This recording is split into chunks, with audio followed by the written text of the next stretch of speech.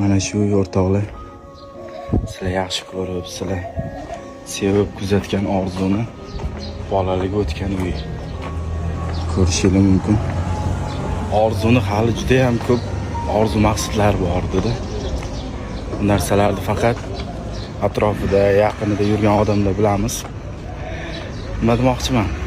Xudo xolasa agar sizlar qo'llab-quvvatlab tursanglar, mana shu Orzuni uyini birgalikda buzib, nima kamko'sti bo'ladigan bo'lsa, qo'ldan kelguncha yordam qilib birgalikda qilamiz. Faqat sizlar qo'llab-quvvatlab podishka qilib tursanglar bo'ldi.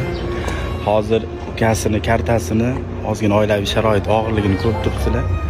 Sharoit og'irligi uchun karta qo'yuvdi. Karta ham bloklanibdi bank tomonidan. Ichidagi pulni na yechib bo'ladi, na birovga o'tkazib bo'ladi. Xullas hech nimani iloji bo'lmayapti. Agar qo'ldan kelguncha imkoniyati bo'ladiganlar bo'lsa, yordam bermoqchi bo'lganlar bo'lsa, bemalol pastda nomer qoldirib qo'yaman, bizga aloqaga chiqsanglar. Birgalikda hamma masalalarni yechamiz. Keyin yana bitta narsani iltimos so'ragan bo'lardim.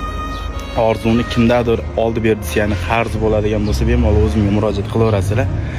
Xudo xolasa yaqin fursatlarda hammasini hal qilib, o'sha qarzi bo'ladigan bo'lsa, qarzlarni uzib, qo'limizdan kelguncha yordam beramiz. O'zlaringiz ehtiyot qilingizlar, yo'llaringizda ehtiyot bo'lingizlar.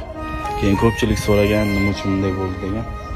Ayrim sabablarga binoan avtohalokat tufayli mana shunaqa voqea sodir bo'lgan.